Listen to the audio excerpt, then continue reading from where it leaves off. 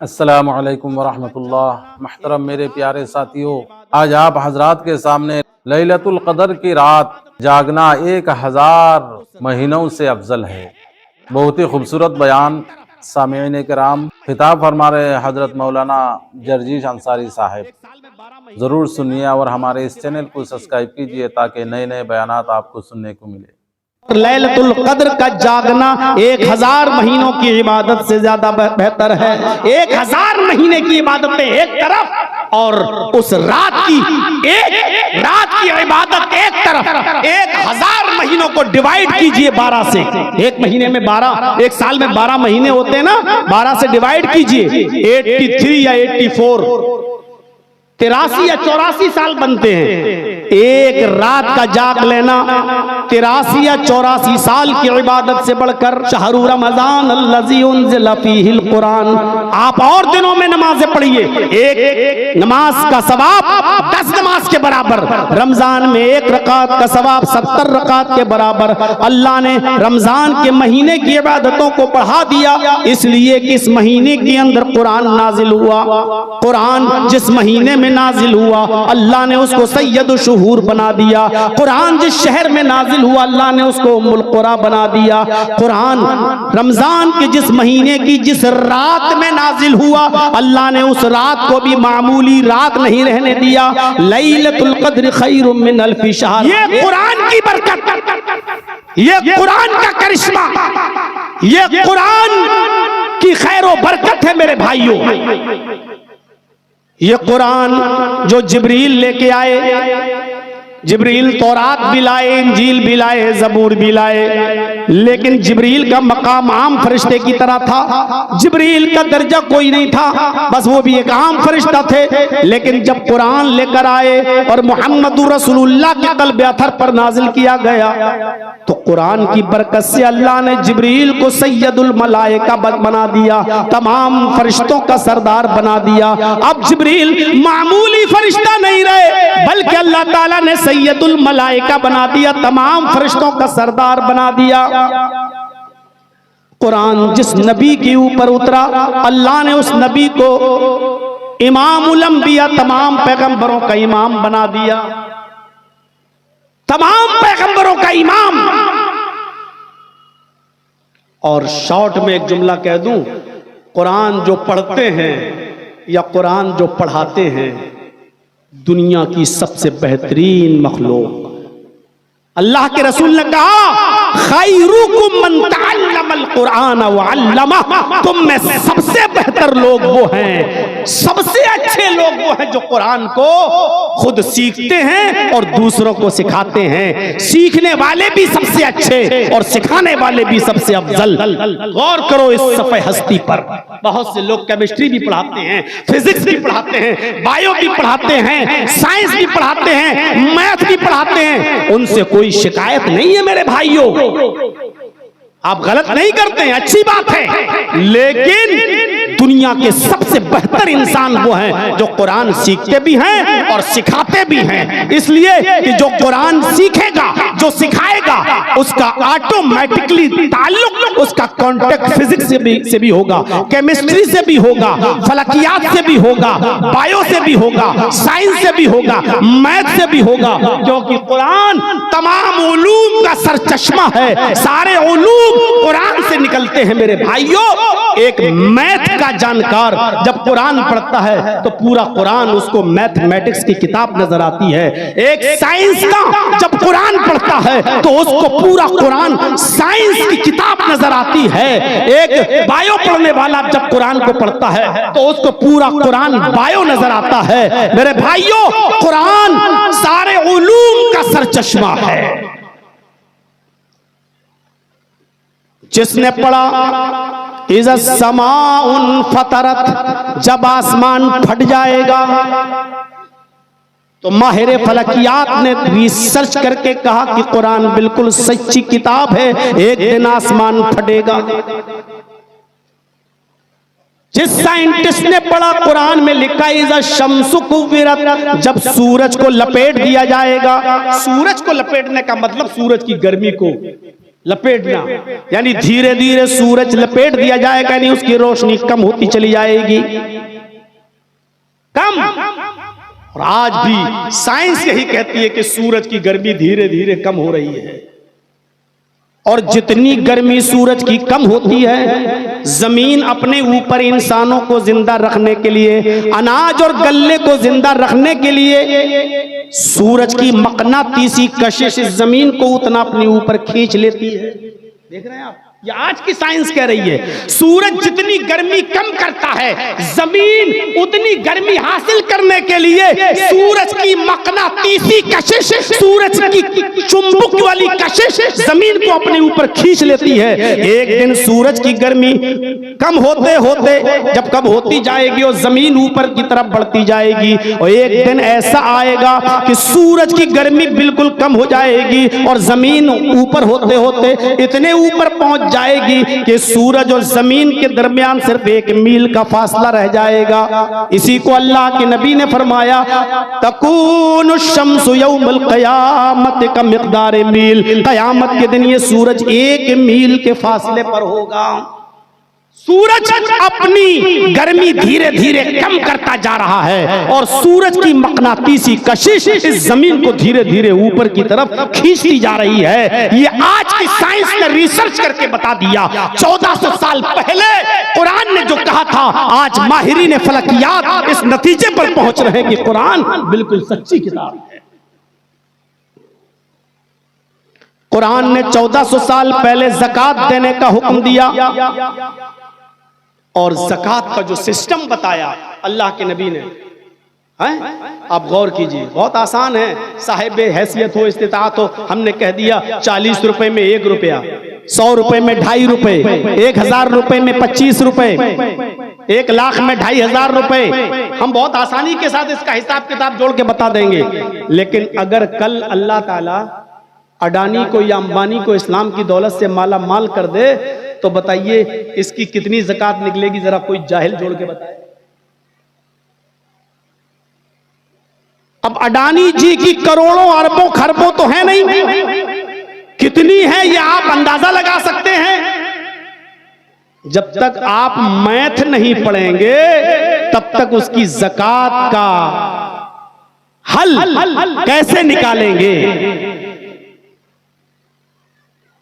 आज आप अपने मामूली हिसाब किताब के लिए, अपनी 2, 4, 5 फैक्ट्री के हिसाब किताब के लिए आप सीए रखते हैं, चार्टर अकाउंटेंट रखते हैं। मैं ऐसे बंबई के बहुत से सेठों को जानता हूं जो अपनी ज़कात के हिसाब किताब के लिए भी सीए रखते हैं कि कितनी इनकम हुई, कितना हिसाब आया, कितनी ज़कात देना है, हमें जोड़ के बताइए। मेरे भाइयों बताओ, कुरान में आने वाली व ईताउ ज़कात, इस ज़कात के मसले को हल करने के लिए जब तक आप मैथ नहीं पढ़ेंगे ज़कात का मसला कैसे हल करेंगे? इसलिए कुरान के इल्म को हासिल करने के लिए जरूरी है कि आदमी मैथ भी पढ़े। कौन कहता है कि इस्लाम दुनियावी तालीम से आपको रोकती है? आपके पास जमीनें भी हैं, जायदाद भी है, कारोबार भी है, फैक्ट्री भी है, आप मर गए, आपके बेटे भी हैं, बेटियां भी हैं, आपकी मां भी जिंदा है, आपकी बहन भी है। आपके मरने के बाद अब आपकी विरासत कैसे तकसीम होगी? किसी का 1/2, किसी का 1/4, किसी का 1/6, किसी का 1/8। जब तक आप मैथ नहीं पढ़ेंगे तब तक आप अपनी प्रॉपर्टी, जमीन और जायदाद का बंटवारा नहीं कर सकते हैं। इल्मुल फराइज को सीखने के लिए आपको मैथ भी पढ़ना पड़ेगी। इसलिए कुरान और हदीस आपको दुनियावी तालीम हासिल करने से नहीं रोकती है। इसलिए मदरसों में आप दीन के साथ साथ दुनियावी तालीम का हासिल करना भी बहुत जरूरी हो चुका है। हमारे उत्तर प्रदेश के अंदर तो बुलडोजर चलाए जा रहे हैं मदरसों पर, और आपने देखा होगा 4-5 दिन से आज तक और NDTV और भारत जी न्यूज हमारे पीछे हाथ धोकर नहीं, नहा धो के पड़ा हुआ है। आप टीवी खोल के देख रहे होंगे, आज भी एक टीवी चैनल पे चला हुआ है और हमको ममता का दलाल कह रहा है आज भी, और यहां तक कह रहा है कि इस जहरीले भड़काऊ भाईजान पर कब लगाम कसी जाएगी। ये आज का बयान है, मेरे पास सेव है मोबाइल में। आज भी टीवी चैनल वाले जब जब बंगाल का चुनाव आएगा तब तक हमारी पुरानी तकरीरें उठाकर पेश करेंगे और दिखाएंगे, क्योंकि उनको हिंदू मुस्लिम करना है, क्योंकि उनको उन्हीं हड्डियों पे पलना है जो उनको डाली गई है। तो मेरे साथियों, इस्लाम दीनी तालीम से आपको नहीं रोकता है, दीनी तालीम के साथ दुनियावी तालीम से आपको नहीं रोकता है। आप कैसे हल करेंगे? और आपको बता दूं, भोपाल में एक डॉक्टर था जिसका नाम है डॉक्टर शिव शक्ति स्वरूप। मदरसों में नहीं पढ़ा, MBBS MS डॉक्टर, बेहतरीन सर्जन, और सर्जन भी हाथ पैर का नहीं, न्यूरो सर्जन, पूरा दिमाग निकाल के बाहर रख देता है, पूरा दिमाग निकाल के बाहर रख देता है, पूरा खोपड़ी खोल देता है। Neuro surgeon, MBBS MS। 28 साल पहले कोई मरीज उसके पास आया, उसने उसका इलाज किया, कुछ दीनी बातें चलने लगी। पहले जहरीला जमाना नहीं था, पहले लोग एक दूसरे को समझते थे, प्यार मोहब्बत की बातें करते थे। इस डॉक्टर ने कहा, भाई आप बड़ी अच्छी बातें करते हैं, आपका बहुत भरोसा है अल्लाह के ऊपर, तो हमें भी कुछ कुरान उरान पढ़ने के लिए दीजिए। तो उस आदमी ने दूसरी मुलाकात में उसको इंग्लिश में कुरान दे दिया। कबाड़ी मार्केट नंबर 2 भोपाल में एक मस्जिद है अहले हदीस की, वो वहीं का रहने वाला था, और उसने वो डॉक्टर शिव शक्ति स्वरूप को वो कुरान दे दिया। डॉक्टर शिव शक्ति स्वरूप ने कुरान की चंद पारे इंग्लिश में पढ़े, लेकिन जब वो 18वें पारे में पहुंचा और उसकी नजर कुरान की इन आयात पर गई, लक़द खलक़नल इंसान मिन सुलालतिन मिन तीन थुम्मा जअलनाहु नुत्फतन फी क़रारिन मकीन तुम खलक़नन नुत्फ़त अलक़तन फ़खलक़नल अलक़त मुज़ग़तन फ़खलक़नल मुज़ग़त इज़ामन फ़कसौनल इज़ाम लहमा। जब कुरान की इन आयतों पर डॉक्टर शिव शक्ति स्वरूप की नजर जाती है तो शज़दर रह जाता है और हैरान रह जाता है। वो कहता है कि इतनी अहम बातें 1400 साल पहले जब साइंस ने इतनी तरक्की नहीं की थी, अल्ट्रासाउंड मशीन भी नहीं बनी थी, मेडिकल साइंस ने भी इतनी तरक्की नहीं की थी, इतनी कीमती बातें अर्श वाले ने, अल्लाह ने बताई हैं कुरान में, और मोहम्मदुर रसूलुल्लाह ने पूरी दुनिया को बता दी हैं। मोहम्मदुर रसूलुल्लाह तो साइंस क्या, वो अरबी जबान भी सही से पढ़े लिखे नहीं थे, किसी उस्ताद ने उनको पढ़ाया नहीं था, फिर कैसे मोहम्मद ने इतने पहले ये बातें बता दी? जरूर ये कुरान आसमानी किताब है। अल्लाह की कसम, डॉक्टर शिव शक्ति स्वरूप के पास कोई 40 दिन का चिल्ला लेकर नहीं गया, कोई 4 महीने की जमात नहीं गई, उसने सिर्फ कुरान पढ़ा, किसी मौलवी की तकरीर उसने नहीं सुनी, उसने सिर्फ कुरान की स्टडी की, कुरान का मुताला किया और इन आयतों पे पहुंचा तो समझ गया। वो एक साइंस पढ़ा था, बायो पढ़ा था, वो समझ गया कि कुरान में इतनी बड़ी मेडिकल साइंस बयान की गई है। ये 1400 साल पहले जो मोहम्मदुर रसूलुल्लाह बता रहे हैं, ये चीजें मोहम्मद कैसे बता सकते हैं, जबकि ये चीजें तो आज अल्ट्रासाउंड बताता है, आज हमारी मशीन बताती है। लक़द खलक़नल इंसान मिन सुलालतिन मिन तीन, हमने इंसान को मिट्टी के खुलासे से पैदा किया। 1400 साल पहले मोहम्मद को किसने बताया कि इंसान मिट्टी से पैदा है? ये तो आज की तहकीक कहती है, रिसर्च कहती है कि इंसान मिट्टी से पैदा है। तुम जअलनाहु नुत्फ़तन फी क़रारिन मकीन, फिर हमने उस नुत्फे को, पानी के उस कतरे को एक मजबूत ठिकाने पर पहुंचा दिया। मोहम्मद को कैसे मालूम कि पानी का वो कतरा एक मजबूत ठिकाने पहुंच जाता है? ये तो हमारी अल्ट्रासाउंड मशीन कहती है। मियाँ बीवी मिलते हैं, मुजामियत करते हैं, सोहबत करते हैं, पानी का वो कतरा इतने मजबूत ठिकाने पर पहुंच जाता है। कि बीवी खाना बनाए, रोटी बनाए, टहले चले, खाए पिए, घूमे फिरे, कुछ भी करे, लेकिन पानी का वो कतरा इतने मजबूत ठिकाने पे पहुंच जाता है कि वहां से टस से मस भी नहीं होता है। ये तो आज हमारी अल्ट्रासाउंड मशीन कहती है। मोहम्मद को इतने साल पहले, 1400 साल पहले किसने बताया कि वो पानी का कतरा एक मजबूत ठिकाने पर पहुंच जाता है? उसने आगे पढ़ा, सुम्मा खलक़नन नुत्फ़ता अलक़तन, फिर हमने उस नुत्फे को, उस पानी के कतरे को जमा हुआ खून बना दिया। फ़ख़लक़नल अलक़ता मुज़ग़तन, फिर हमने उस जमे हुए खून को गोश्त का लोथड़ा बना दिया। फ़ख़लक़नल मुज़ग़ता इज़ामन, फिर हमने उस गोश्त के लोथड़े को हड्डी बना दिया। फ़कसौनल इज़ाम लहमा, फिर उस हड्डी के ऊपर हमने एक्स्ट्रा गोश्त चढ़ा दिया, गोश्त पहना दिया। शिव शक्ति स्वरूप कहता है बिल्कुल ऐसे ही बच्चा जब मां के पेट में बनता है तो यही कंडीशन होती है। पानी का वो कतरा पहले जमा हुआ खून बनता है, उसके बाद गोश्त का लोथड़ा बनता है, फिर गोश्त का लोथड़े का हड्डी बनता है, फिर हड्डी के बाद उसके ऊपर गोश्त पहनाया जाता है, गोश्त चलता है। ये बात 1400 साल पहले मोहम्मदुर रसूलुल्लाह को किसने बताई?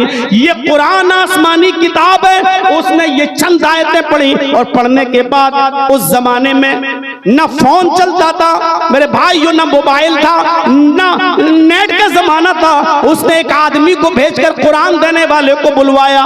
जब कुरान देने वाला उसके पास पहुंचा मेरे भाइयों, तो उसने कहा कि हम इस कुरान पर ईमान ले आए हैं और हम इस किताब को आसमानी किताब मानते हैं और इस किताब के लाने वाले मोहम्मदुर रसूलुल्लाह पर ईमान लाने के लिए तैयार हैं। वो इज्जत के साथ कबाड़ी मार्केट की मस्जिद नंबर गली मार्केट नंबर 2 में अहले हदीस मस्जिद में जाने के बाद वो डॉक्टर इस्लाम कबूल कर लेता है, कलमा पढ़ लेता है, ला इलाहा इल्लल्लाह मुहम्मदुर रसूलुल्लाह का इकरार कर लेता है, इस्लाम ले आता है। आज उस डॉक्टर का नाम इस्लामुल हक है। उसकी बीवी भी इस्लाम लाई, उसका नाम खदीजा है। उसकी बेटी भी अब एमएस कर रही है, डॉक्टर बन चुकी, एमबीबीएस कर चुकी, एमएस कर रही है। उसकी बेटी आखिरी साल है, लेकिन मजाल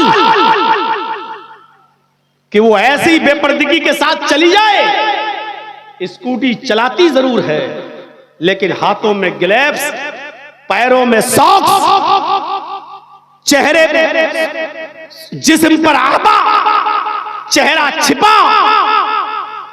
आज भी वो इसी हाल में अपने भोपाल के कॉलेज में इसी कंडीशन में बैठती है। उसके ऊपर भी हिजाब का मुद्दा उठा, लेकिन उसने हाई कोर्ट से आदेश ले लिया है कि नहीं, जिस लिबास में इसकी आजादी है, ये जिस तरह जिस देश में आना चाहे इसको कोई नहीं रोक सकता है। उसके पास हाई कोर्ट का आदेश है। हमारी लड़कियां क्या पर्दा करेंगी? इन जलसों में भी जाओ तो जलेबियां खरीदती हुई नजर आएंगी और बुर्का भी होगा उनके पास, हवा भी होगा उनके पास, चूड़ियां भी खरीदती हुई नजर आएंगी। मेरे प्यारे साथियों, कहना यह चाहता था कि कोई जरूरी नहीं कि मदरसों में पढ़कर ही कोई अच्छा इल्म हासिल करे और वही लोगों को इस्लाम की दावत देगा। नहीं, डॉक्टर शिव शक्ति स्वरूप ने कुरान पढ़ा, इंग्लिश जानता था, बायो पढ़ा था, साइंस पढ़ा था, इसलिए अच्छी तरीके से समझ गया। तो एक साइंस पढ़ने वाला कुरान जब पढ़ता है तो उसको पूरे कुरान में साइंस नजर आती है। एक मैथ पढ़ने वाला जब कुरान को पढ़ता है तो उसको पूरा कुरान मैथ नजर आता है।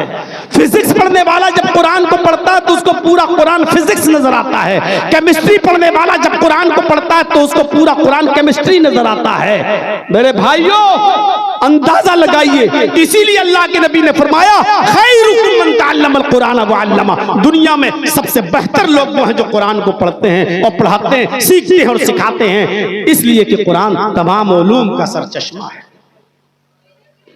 तमाम उलूम का सरचश्मा। हमें कुरान के इल्म में मजबूती हासिल करना है और इसीलिए दीनी तालीम लड़कों के साथ साथ लड़कियों को भी जरूरी है और लड़कियों को भी दीन के साथ साथ दुनियावी तालीम से भी नवाजिए। अल्लाह के नबी सल्लल्लाहु अलैहि वसल्लम बुखारी पढ़ेंगे आप, तो आप मर्दों को जब खिताब करते थे तो अल्लाह के रसूल ने लेडीज के लिए, ख्वातीन के लिए भी हफ्ते में एक दिन मुतय्यन कर रखा था, और आप ख्वातीन में जाते थे और उनको नसीहतें किया करते थे, उनको दीन सिखलाया करते थे। इख्तिलात से बचाया है। कोशिश ये कीजिए कि लड़के और लड़कियां एक साथ बैठ के न पढ़ने पाए। अल्लाह के नबी सल्लल्लाहु अलैहि वसल्लम ने लेडीज की तालीम के लिए मर्दों के साथ उनको नहीं बिठाया, बल्कि ख्वातीन के लिए अलग से एक दिन मुतय्यन कर दिया। हफ्ते में एक दिन हम तुम्हें भी दीन सिखलाएंगे, इल्म बताएंगे, इल्म सिखाएंगे। मक्के में तालीम का दौर शुरू हुआ ज़ैद इब्ने अरकम के घर से। ये मक्के में पहला स्कूल था जो सिर्फ स्कूल की शक्ल थी इसकी। ज़ैद इब्ने अरकम के घर से यह मदरसा शुरू होता है, और जब मदीने गए तो इसने हॉस्टल की शक्ल अख्तियार कर ली, और बाहर से आने वाले लोग भी जब मेरे भाइयों इल्म हासिल करने लगे तो अल्लाह के नबी ने मस्जिद नबी के बाहर जो चबूतरा था जिसको सुफ़ा कहा जाता था, उसी सुफ़ा पर आपने उन सहाबा को ठहराया, उन लोगों को ठहराया और उनको दीन की दावत और दीन की तबलीग की। ये सुफ़ा एक हॉस्टल की शक्ल अख्तियार कर गया। तो मेरे भाइयों इल्म से जुड़िए, जोड़िए। बहुत जरूरी है तालीम का हासिल करना, और दीन के साथ साथ दुनियावी तालीम भी हासिल करना। ये वक्त की एक अहम जरूरत बन चुकी है। हमारी कौम की बच्चियों को भी बताइए, दीजिए उनको भी दीन के साथ साथ दुनियावी तालीम जरूरी है। तालाबुल इल्म फरीज़तुन अला कुल्ले मुस्लिम में औरत भी शामिल है। आप इनको अलग नहीं कर सकते। ये हमारी सोसाइटी का एक हिस्सा है, ये हमारे समाज का एक हिस्सा है। अल्लाह के नबी सल्लल्लाहु अलैहि वसल्लम ने तो यहाँ तक फरमाया, जिसकी 3 बेटियां होंगी या जिसकी 3 बहनें होंगी, अगर उसने उनको पढ़ाया होगा, लिखाया होगा, अच्छा अदब सिखाया होगा, अच्छी तालीम दी होगी, हुस्ने अदब से लैस किया होगा और उनका निकाह अच्छे घराने में, दीनदार घराने में करा दिया होगा, तो वो शख्स जन्नत में मेरे साथ ऐसा रहेगा जैसे ये दोनों उंगली मिली हुई है। यानी लड़कियों को पढ़ाने वाला, लिखाने वाला, अच्छा अदब सिखाने वाला क़यामत के दिन मुहम्मदुर रसूलुल्लाह का पड़ोसी बनकर रहेगा। ये है लड़कियों की तालीम की अहमियत इस्लाम के अंदर। पढ़ाइए अपनी बच्चियों को भी, और आज के इस मौजूदा दौर में बहुत जरूरी है कि जो लोग अपनी बच्चियों को दीनी दुनियावी तालीम दे रहे हैं उनको दीनी तालीम जरूर दें। वरना आपको बताऊं, महाराष्ट्र के अंदर मैं जाता आता रहता हूं, बराबर 3 लाख लड़कियां ऐसी हैं सिर्फ महाराष्ट्र के अंदर।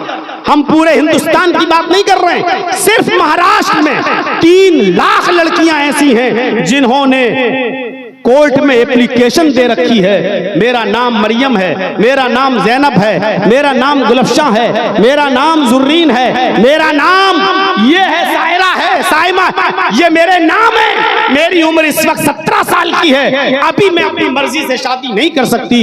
1 साल के बाद मैं कोर्ट में आऊंगी, मैं जिस लड़के से शादी करना चाहूं मैं आजाद हूं, मैं शादी करूंगी। मेरा बाप और मेरा भाई इंटरफियर कर सकता है। लिहाजा अभी से मैं एप्लीकेशन दे रही हूं कि मुझे गैर मुस्लिम फला फला लड़के के साथ शादी करना है, कोर्ट मेरे लिए रास्ता निकाले।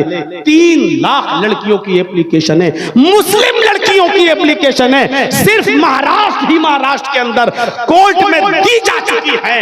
आज सिर्फ दुनियावी तालीम और ये जिसमें इख्तिलाफ हो, ऐसी को एजुकेशन जिसमें लड़के और लड़कियां एक साथ बैठ के पढ़ रहे हैं, इसने आज हमारी लड़कियों को इतने हौसले दे दिए हैं कि वो अपने बाप और भाई के डर से पहले ही एप्लीकेशन दे दी है और कह चुकी हैं कि मैं दीपक से, मैं मिश्रा से, मैं पप्पू से, मैं गुड्डू से शादी करूंगी। मेरा बाप, मेरा भाई इंटरफियर कर सकता है, लिहाजा 1 साल के बाद मैं 18 साल की हो जाऊंगी और अपनी मर्जी की मालिक। बहुत जरूरी है उनको दीन, दुनिया की तालीम दे रहे हो तो दीनी तालीम जरूर दीजिए। आप जोड़िए। नहीं मालूम आपको, मैं हैदराबाद की आज भी एक लड़की को इतनी अच्छी तरीके से जानता हूं जिसने किसी गैर मुस्लिम से शादी कर ली, लेकिन 2 साल के बाद उस लड़के ने भी उसको तलाक दे दी। वो मां बन चुकी है, घर वालों ने एक्सेप्ट करने से इनकार कर दिया। उस हिंदू लड़के का भी परिवार, उसका समाज, उसका मुआशरा भी अब उस लड़की को नहीं रख रहा है। उस लड़की का बाप जर्जीत से मिल चुका है हैदराबाद के अंदर। आज वो लड़की तबाइफ के कोठे पर बैठकर अपना जिस्म बेच रही है, मजबूर हो चुकी है वो लड़की। मैं उस लड़की का ना नाम बताऊंगा ना उसके बाप के नाम का जिक्र करूंगा।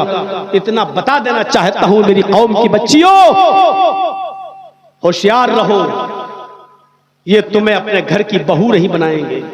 होशियार रहो, इनका इरादा सिर्फ तुम्हारे जिस्मों से खेलकर एक मुद्दत तक इस्तेमाल करके बेयारो कार छोड़ देने का है। तुम्हारा मजाक बनाया जाएगा, तुम्हें तुम्हारा बाप भी एक्सेप्ट नहीं करेगा और तुम्हें वो समाज भी एक्सेप्ट नहीं करेगा जो आज तक अपने दलित समाज को एक्सेप्ट करके हिंदू ना कह सका हो। वो आपको हिंदू समाज में एक्सेप्ट करेगा? जो आज अपने हिंदू भाइयों को, दलितों को मुकम्मल दर्जा न दे सके हो हिंदू का, वो आपको मुसलमान से हिंदू धर्म अपनाने के बाद आपको वो हिंदू मान लेंगे?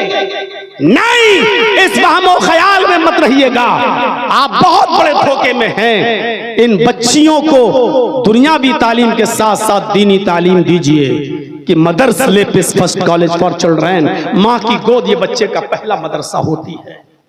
दीन का इल्म हासिल करने के बाद ये बच्चियां निकलेंगी तो पूरे समाज के लिए और अपने बच्चों के लिए मेरे भाइयों एक मशाले राह बनेंगी।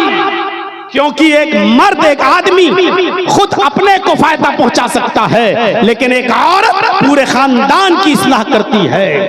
अब्दुल कादिर जिलानी बगदादी रहमतुल्लाह अलैह बहुत बड़े एक बुजुर्ग गुजरे हैं मेरे भाइयों, अच्छा नाम लिया जाता है। इनकी किताब बुनियतुत तालिबीन पढ़ने के लायक है। मेरे प्यारे साथियों, पढ़िए। 12 साल के थे, काफिले में निकलते हैं, चोरों ने और डाकुओं ने लूट लिया। इनके पास आया, पूछा तुम्हारे पास भी कुछ है? जवाब दिया हाँ, 40 अशरफियां। कहाँ हैं? मेरे कुर्ते में यहाँ सिली हुई हैं। फाड़ के देखा तो 40 अशरफियां। कहा बेटा ये तो बहुत अंदर सिल दी थी तुम्हारी माँ ने, फिर तुमने मुझे बता क्यों दिया? अब्दुल कादिर जिलानी ने कहा कि चलते वक्त मेरी माँ ने मुझे नसीहत की थी कि बेटे झूठ कभी जिंदगी में मत बोलना, हालात कितने नागुफ्ता बे हो, कभी झूठ मत बोलना। इसलिए मैं अपनी माँ की बात नहीं काट सकता था, मैंने झूठ नहीं बोला। डाकुओं के सरदार पर इतना अच्छा असर पड़ा कि कहा ये बच्चा अपनी माँ का इतना कहना मानता है, हम तो अपने रब का कहना ही नहीं मानते। सारे लोगों का सामान जो लूटा था वापस कर दिया और खुद से तौबा इस्तिग़फ़ार किया और बाकायदा दीन के सिपाही बन गए वो चोर, वो लुटेरे।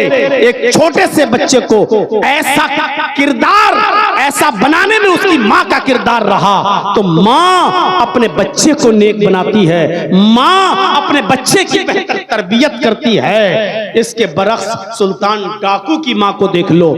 जब फांसी दी जा रही थी सुल्तान डाकू को तो कहा कि तेरी आखिरी तमन्ना क्या है? तो कहा मुझे मेरी माँ से मिलना है। माँ को बुलाया गया, कहा ले ये तेरी माँ आ गई, मिल ले, अब भी कोई तमन्ना बाकी है? कहता है हाँ। कहा क्या? कहा मुझसे पहले मेरी माँ को फांसी दो। ये क्या बात है? कहा मुझे इतना बड़ा डाकू बनाने में मेरी माँ का किरदार है। मैं 5 साल का था, मेरी माँ ने मुझे सिक्का दिया, बेटा अंडा लेकर आओ। मैं अंडा लेने गया, अंडे वाले ने मुझे अंडा दिया, कहा बेटा पैसे? मैंने कहा अभी तो दिए हैं आपको पैसे। उसने सोचा कि बच्चा है, झूठ थोड़ी बोलेगा, मैं ही भूल गया हूँगा पैसा लेने में। जाओ बेटा ठीक है दे दिए तो कोई बात नहीं। मैं जब अपनी माँ के पास पहुंचा तो मैंने अंडा भी दिया और वो सिक्का भी। माँ ने कहा कि ये तो सिक्का मैंने अंडा खरीदने के लिए दिया था। कहा माँ मैंने दुकानदार से झूठ बोल दिया। मेरी माँ ने मुझे पीठ थपथपाई, का बेटा तूने इस गरीबी में मेरा बहुत भला किया, अब ये एक सिक्का शाम के खाने के लिए भी काम आ जाएगा। मेरी माँ ने पीठ थपथपाई फिर मैं धीरे धीरे छोटी छोटी चोरियों से बड़ी बड़ी चोरी करने लगा। फिर मैं बहुत बड़ा डाकू बन गया। फिर इतना बड़ा डाकू बना कि सरेआम जो माल हमें नहीं देता था उसका मर्डर कर देता था, कत्ल कर देता था और उसका माल छीन लेता था। बिलाखिर पकड़ा गया, कोर्ट से मुझे फांसी की सजा सुनाई गई। अब मुझे फांसी हो रही है, मुझे फांसी के तख्ते पर पहुंचाने वाली ये मेरी माँ है। अगर पहले दिन जब अंडा चोरी करके लाया था उसी वक्त ये मेरे चेहरे पर थप्पड़ मारती और मुझे लेकर दुकानदार के पास जाती, उसका पैसा वापस करती और कहती कि मेरे बेटे से गलती हो गई, आज के बाद ऐसा नहीं होगा, और उसी वक्त मुझे थप्पड़ मारा होता तो आज मैं इतना बड़ा डाकू नहीं बनता, इतना बड़ा चोर नहीं बनता। मुझे इस फांसी के तख्ते पर चढ़ाने वाली मेरी माँ है, पहुंचाने वाली मेरी माँ है। मेरी कौम की बेटियों, अब्दुल कादिर जिलानी वाली माँ का किरदार अदा करो, और ऐसा किरदार तुम्हें मदरसों में पढ़ने के बाद ही तुम कर सकती हो, क्योंकि तुम्हें दीन का इल्म होगा, तुम्हें कुरान का इल्म होगा, तुम्हें हदीस का इल्म होगा। जैसे मुस्तद अहमद में उस सहाबिया का वाक़या आया है कि जब वो बच्चा जनती है, उसके घर में बच्चा पैदा हुआ और जब वो बच्चा पेशाब करता था उसकी माँ उसकी शर्मगाह पे पानी डाल देती थी। बच्चा जब पहले दिन पेशाब करने के लिए गया तो पानी का बर्तन साथ में ले गया। उसको मालूम नहीं था इस्तिंजा कैसे किया जाता, उसको मालूम नहीं था शर्मगाह किस हाथ से पकड़ी जाती और पानी का बर्तन किस हाथ से पकड़ा जाता। उसने पेशाब किया नाली के किनारे बैठकर और पानी अपने शर्मगाह पे डाल लिया, क्योंकि उसने अपनी माँ को ऐसा करते हुए देखा था।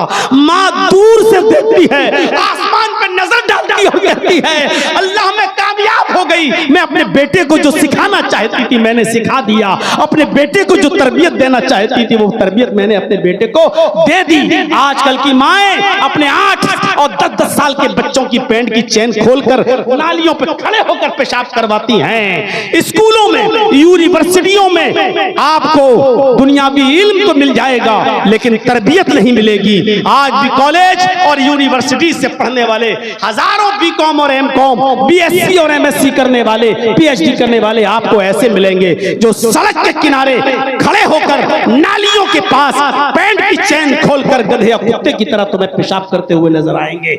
स्कूलों से उनको मेरे भाइयों एजुकेशन तो मिल गई लेकिन तरबियत नहीं मिली, और तरबियत माँ की गोद से मिलती है और माँ ऐसी मदरसों में तैयार होती हैं। इसलिए अपनी बच्चियों को दीन की तालीम भी दीजिए और दुनियावी तालीम से भी आरास्ता और पैरास्ता कीजिए। लेकिन दीनी इल्म के साथ साथ हमें दुनियावी इल्म की भी उतनी ही जरूरत है। इसलिए कोई आज हमारी तकरीर को ये न समझे कि मैं सिर्फ कुरान और हदीस का इल्म हासिल करने के लिए आपसे कह रहा हूं। हमारी बातों में अभी बातें आगे बढ़ेंगी। इल्म दीन के साथ साथ दुनियावी इल्म भी उसमें शामिल है। और जब कोई शख्स कुरान का इल्म हासिल करेगा तो उसको दुनियावी इल्म की जरूरत पड़ेगी ही पड़ेगी। बगैर दुनियावी इल्म के वो कुरान को नहीं समझ सकता। वो बातें बाद में आएंगी। इल्म की अहमियत का अंदाजा आप इस बात से लगाएं कि इल्म की अहमियत वुजदान से पता चल जाती है। अब आप समझ रहे होंगे ये वुजदान कौन सी बला है। अपने आप से एक जाहिल आदमी हो, अंगूठा टेक हो, दस्तखत भी करना ना जानता हो, किसी स्कूल में, मकतब में, प्राइमरी स्कूल में भी उसने पढ़ा ना हो, पूरी तरीके से जाहिल है। लेकिन अगर आप उस अनपढ़ से, उस जाहिल से भी अगर आप ये कह दें कि तू बहुत बड़ा जाहिल है, अबे कितना बड़ा जाहिल है, तो देखिए अभी आपे से बाहर हो जाएगा, गुस्से से आग बगोला हो जाएगा, टूट पड़ेगा आपके ऊपर। मुझे जाहिल कैसे कहा?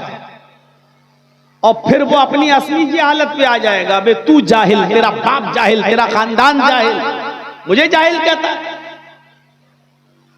इससे आप अंदाजा लगा सकते हैं कि एक जाहिल को भी अपनी निस्बत जहालत की तरफ एक्सेप्ट नहीं है, मंजूर नहीं है। एक जाहिल भी ये गवारा नहीं करता कि उसको कोई जाहिल कहे, लेकिन उसी जाहिल से अगर आप ये कहें कि माशाअल्लाह आप तो काफी पढ़े लिखे लग रहे हैं, क्या बात करते हैं, आपकी बातों में इल्म टपकता है, आप तो बहुत पढ़े लिखे लगते हैं, माशाअल्लाह आपका लहजा, आपके बात करने का अंदाज बड़े से बड़े पढ़े लिखे को फेल कर देता है, आप तो बहुत पढ़े लिखे लगते हैं। आपको गले लगा लेगा, घर पे रोटी खिलाने का दिल होगा तो पराठा खिलाएगा आपको, क्योंकि आपने उसकी तारीफ कर दी है। अब आपको चाय नहीं पिलाएगा, कॉफी पिलाएगा। भले ही वो जानता है कि मैं अनपढ़ हूं, जाहिल हूं, लेकिन आपने उसकी निस्बत इल्म से जोड़ दी है। आपने उसको अच्छा पढ़ा लिखा कह दिया कि आप तो बहुत पढ़े लिखे लगते हैं। आप अंदाजा लगा लीजिए, इल्म की अहमियत का अंदाजा वजदान से लगता है, अपने आप से लग सकता है। जाहिल को भी जाहिल कहना गवारा नहीं है, सुनना गवारा नहीं। वो भी चाहता है कि लोग मुझे बहुत बड़ा आलिम समझें या मुझे पढ़ा लिखा समझें, वो भी यही तसव्वुर करता है। तो इल्म की अहमियत यह है। अल्लाह ताला ने दुनिया में हर इंसान को दिमाग देकर भेजा है। जो पैदा होता बच्चा वो भी दिमाग लेकर आता है, सबके पास दिमाग है, लेकिन ये दिमाग तन्हा काफी नहीं है। जैसे हर बच्चा जो पैदा होता है उसके पास आंखें भी होती हैं, आपके पास भी आंखें हैं, हमारे पास भी आंखें हैं। अब सवाल किया जाए किसी से कि आंखों का काम क्या है, आंखें क्या करती हैं, तो आप कहेंगे आंखों का काम देखने का है। सब यही जवाब देंगे, आंखों का काम देखने का है। लेकिन मैं अगर आपसे ये कहूं, अगर आंखों का काम देखने का है और आंख देखने का काम करती है, जर्जीस के सामने जितने लोग इस जामिया सल्फिया के ग्राउंड में बैठे हुए हैं सब दिखाई दे रहे हैं। थोड़ी देर के लिए जनरेटर बंद कर दिया जाए, लाइटें बंद कर दी जाएं, ट्यूबलाइट ऑफ कर दी जाएं और बिल्कुल अंधेरा कर दिया जाए, तो ना आप मुझे देख पाएंगे ना मैं आपको देख पाऊंगा। अगर आंख का काम देखने का है तो फिर आंख ये काम करना बंद क्यों कर देती है? भाई आंख तो देखने का काम करती है, लेकिन लाइट बंद कर दी जाए तो ना आप हमें नजर आएंगे ना मैं आपको नजर आऊंगा। तो इसका मतलब ये हुआ, आंख देखने का काम तो करती है, लेकिन इस आंख को भी खारिजी रोशनी की, आउटसाइड से भी एक रोशनी की जरूरत है। जब तक वो रोशनी इस आंख को नहीं मिलेगी, आंख भी देखने का काम नहीं कर सकती। इसी तरीके से दिमाग का काम सोचने का है, लेकिन तन्हा दिमाग काफी नहीं है। इस दिमाग को भी सोचने और समझने के लिए खारिजी चीज की जरूरत है, और वो चीज है इल्म। जिस तरह आंख खारिजी रोशनी के बगैर देख नहीं सकती, उसी तरीके से ये हमारी अक्ल, हमारा दिमाग बगैर इल्म के उसके असली नताइज तक नहीं पहुंच सकता है। इस दिमाग को भी अक्ल की जरूरत है। इसीलिए कुरान करीम ने बार बार कहा है, अफला याकिलून अफला ताकिलून, क्या तुम्हें अकल नहीं है, क्या तुम्हें शऊर नहीं है, क्या तुम अकल से काम नहीं लेते हो, क्या तुम गौर व फिक्र नहीं करते हो? बार बार कुरान की आयतें पढ़ेंगे आप, बार बार कुरान कह रहा, क्या तुम्हारे पास अकल नहीं है? क्या तुम अकल से काम नहीं लेते हो? क्या तुम सोचते नहीं हो? क्या तुम्हें इस बात का इल्म नहीं है? यानी इस दिमाग को भी सोचने और समझने के लिए इल्म की जरूरत है। और इल्म की अहमियत का अंदाजा आप इस बात से लगाएं कि नबी अकरम सल्लल्लाहु अलैहि वसल्लम जब इस दुनिया में आए, बावजूद इसके कि आप पढ़े लिखे नहीं थे, आप उम्मी थे, अनपढ़ थे। जैसे माँ के पेट से जो बच्चा पैदा होता है वो पढ़ना लिखना नहीं जानता, ऐसे ही मोहम्मद रसूलुल्लाह भी पढ़ना लिखना नहीं जानते थे। पैदा हुए तो 2 महीने पहले बाप का इंतकाल हो चुका। 6 साल के हुए तो माँ भी इस दारे पानी से कूच कर गई। 8 साल के हुए तो दादा भी खैराबाद कहकर चले गए, दादा भी इस दुनिया में न रहे, पढ़ाए कौन। और जिस माहौल में आप पैदा हुए अरब के मक्के में, उस वक्त मक्के के इल्म की पोजीशन, इल्म का स्टेटस ये था कि पूरे मक्के में 17 या 18 लोगों से ज्यादा कोई पढ़ना लिखना नहीं जानता। पूरे मक्के के अंदर पढ़ने लिखने का रवाज नहीं था। जैसे माँ के पेट से बच्चा पैदा होता है, उन लोगों को उसी तरीके से अनपढ़ रहने में फख्र होता था कि मैं वैसे हूं उम्मी। वो अपने आप को उम्मी कहलाते थे। कुरान ने मोहम्मद रसूलुल्लाह को भी फरमाया कि हमने उम्मियों के अंदर एक रसूल भेजा, उन्हीं में से हुवल्लज़ी बअस बिल उम्मीईन रसूलन मिनहुम। अल्लाह वो है कि जिसने अनपढ़ों के अंदर एक रसूल भेजा, उन्हीं में से, उम्मियों के अंदर एक रसूल भेजा, उन्हीं में से।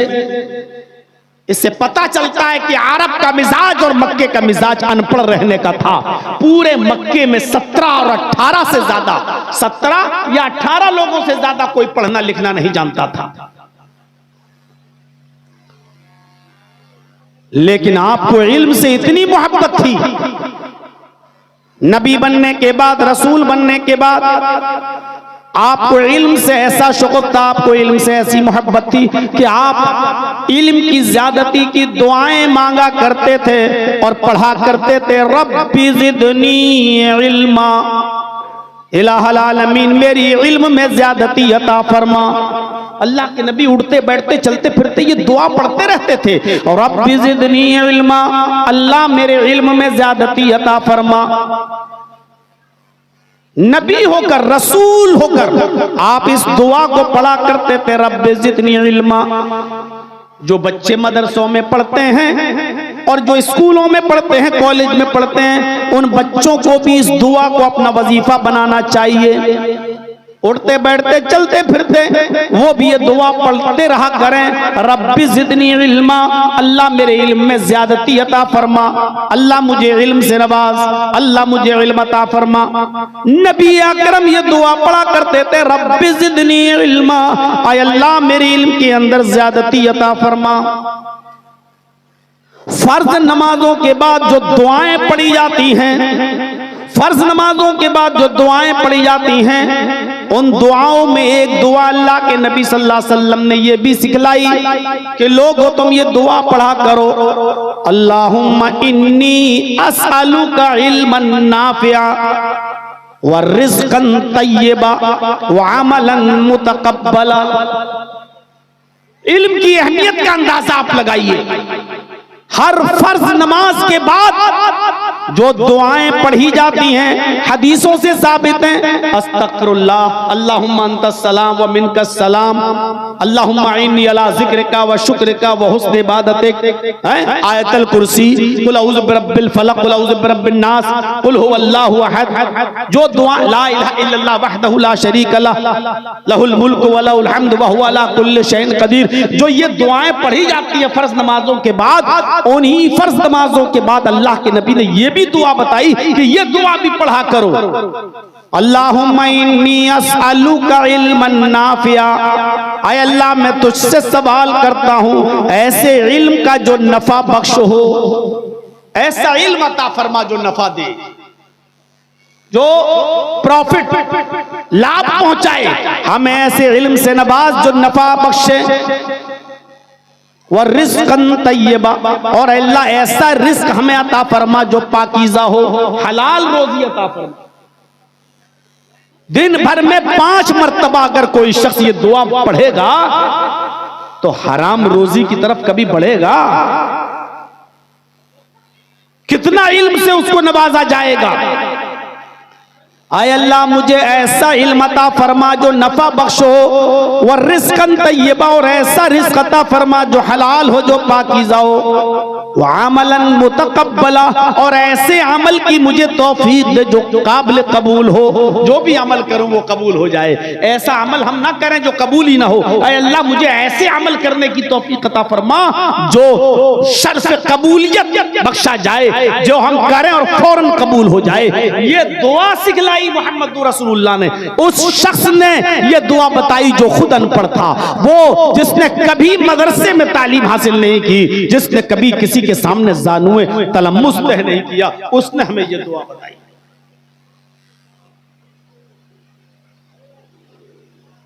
और एक इल्म से उसने बचाया भी। ये भी कहा कि हर इल्म फायदेमंद नहीं है, इसलिए जब दुआ मांगो कि अल्लाह मुझे इल्म नफा बख्श इल्म अता फरमा, तो ये भी कहो और पनाह भी मांगो अल्लाह से, अल्लाहुम्मा इन्नी अऊज़ु बिका मिन इल्मिन ला यनफ़उ, अल्लाह मुझे ऐसा इल्म मत अता फरमा, मैं पनाह चाहता हूं तेरी ऐसे इल्म से जो नफा बख्श न हो, जो फायदेमंद न हो। दो तरीके के इल्म हो गए, एक इल्म से नफा पहुंचता है और एक इल्म वो है जो नफा नहीं पहुंचाता है। वो कहीं भी हो सकता है, वो दुनियावी इल्म भी हो सकता है और दीनी इल्म भी हो सकता है। दुनियावी इल्म आपने हासिल करके MBBS डॉक्टर बन गए, MS डॉक्टर बन गए, अब आप सबको लूट रहे हैं। 1000-2000 रुपए प्रॉफिट ले लीजिए, लेकिन मरने के बाद भी आप लाश को वेंटिलेटर पर रखे हुए हैं। अब वो वेंटिलेटर से उसका पेट फूला है, धक धक हो रहा है, रिश्तेदार समझ रहा है कि मेरा मरीज जिंदा है, हालांकि वो वेंटिलेटर की ऑक्सीजन से धड़क रहा है, हालांकि वो मर चुका है। लेकिन ये डॉक्टर बता नहीं रहा मरीज को कि तुम्हारा, उसके मालिक को, कि तुम्हारा मरीज मर गया। अब वो रोजाना 1 दिन 2 दिन 3 दिन 40,000 50,000 का बिल बनाकर तीसरे दिन कह रहा है कि साहब आपका मरीज मर गया, सॉरी मैं बचा नहीं पाया, और 3 दिन का 1.5 लाख रुपए उससे वसूल कर रहा है, जबकि उस डॉक्टर को मालूम था कि ये 3 दिन पहले मर चुका है। ये इल्म चाहे दुनियावी हो लेकिन गैर नफा बख्श है।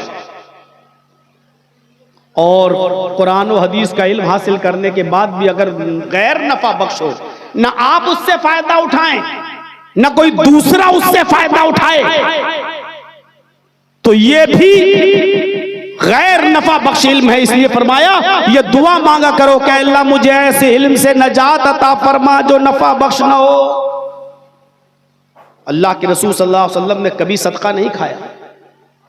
एक बार आपके नवासे ने सदके का एक खजूर उठाया और मुंह में रखा, तो अल्लाह के रसूल सल्लल्लाहु अलैहि वसल्लम ने अपने नवासे का मुंह खोला और कहा कख कख फेंको फेंको, थूको थूको। हजरत हसन या हुसैन ने उसको थूक दिया। आपने फरमाया सदका आले रसूल पर हराम है, हमारी नस्ल, हमारे खानदान, हमारे अहले बैत में कोई भी सदका नहीं खा सकता है, निकालो इसको। और सदका हर उस शख्स के लिए हराम करार दे दिया जो गैर जरूरतमंद हो, जिसको जरूरत नहीं। क्या आज बड़े बड़े मौलवी सदका नहीं खा रहे हैं? आइए आप, हम वेस्ट यूपी के, मगरबी यूपी के अमीर हैं, तस्दीक देते हैं, तौसिया लिखते हैं। कितने ऐसे लोगों को हम पकड़ते हैं जिनके यहां कोई इदारा नहीं है और वो अपने इदारे के नाम चंदा कर रहे हैं। फोन लगा के पूछता हूं तो पता चला कि उस बस्ती में कोई इलाका, कोई इदारा ही नहीं है। मेरे भाइयों,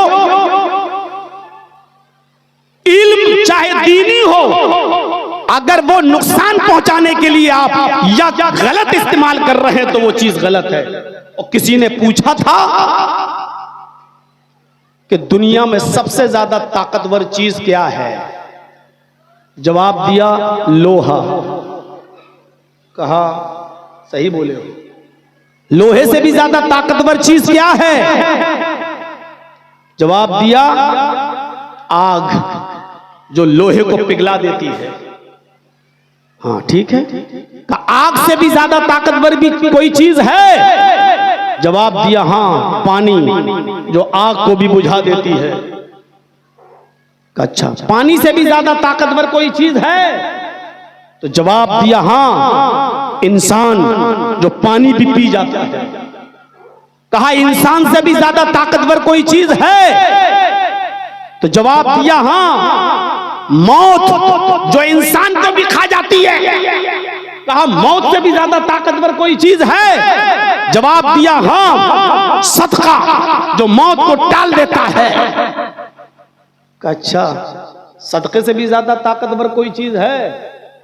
तो उस आदमी ने जो मौलवी से जलता था वो बोला, हाँ। का क्या? का सदके से भी ज्यादा ताकतवर चीज है मौलवी, जो सदका भी खा जाता है। जलता था वो मौलवी से। का सदके से भी ज्यादा ताकतवर चीज है कोई? कहा क्या? का मौलवी, जो सदका भी खा जाता है। उसने कहा देखो, दुनिया की सबसे ज्यादा ताकतवर चीज मौलवी है।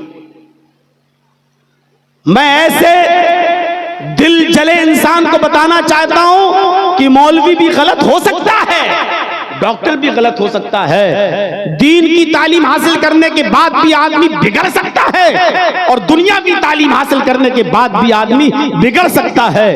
कसूर तालीम का नहीं है, कसूर हुसूले इल्म को गलत तरीके से, गलत नीयत से हासिल करने का है। अगर आप छुरी बनाते हैं तो कसूर छुरी बनाने वाले का नहीं है, कसूर छुरी इस्तेमाल करने वाले का है। वो छुरी सब्जी काटने के लिए इस्तेमाल कर रहा है या किसी आदमी का मर्डर करने के लिए इस्तेमाल कर रहा है। छुरी बनाने वाला गलत नहीं है, छुरी का इस्तेमाल करने वाला गलत हो सकता है। अगर वो सब्जी काट रहा है तो ठीक, और अगर वो किसी इंसान का मर्डर कर रहा है तो गलत। इसी तरीके से इल्म, ना इंग्लिश इल्म बुरा है, ना दुनियावी इल्म बुरा है, ना दीनी इल्म बुरा है, बल्कि उस इल्म को हासिल करने वाला किस इल्म का इस्तेमाल कैसे कर रहा है, ये चीज देखी जाएगी मेरे भाई।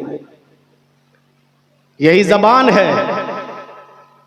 सुभान अल्लाह, अल्हम्दुलिल्लाह कहिए तो अच्छी चीज है, और इसी जबान से कहिए तेरी माँ का, तेरी बहन का, तो यही जबान बुरी चीज है। जबान बुरी नहीं है, जबान का इस्तेमाल जबान को अच्छा या बुरा बनाता है। इल्म बुरा नहीं है, इल्म का इस्तेमाल इंसान को अच्छा या बुरा बनाता है।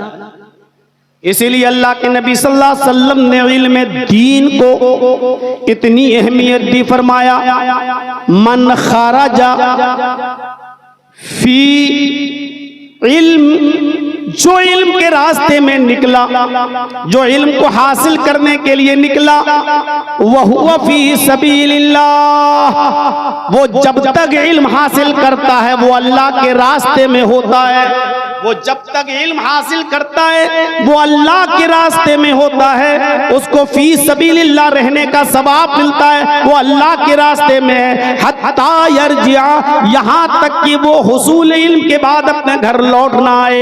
ये मदरसों में पढ़ने वाले बच्चे जब तक मदरसों में पढ़ेंगे फी सबीलिल्लाह, ये अल्लाह के रास्ते में है, ये अल्लाह के रास्ते में है, और जब ये पढ़कर अपने घर पहुंच जाएंगे, अपने घर लौट जाएंगे, तब तक ये अल्लाह के रास्ते में रहेंगे।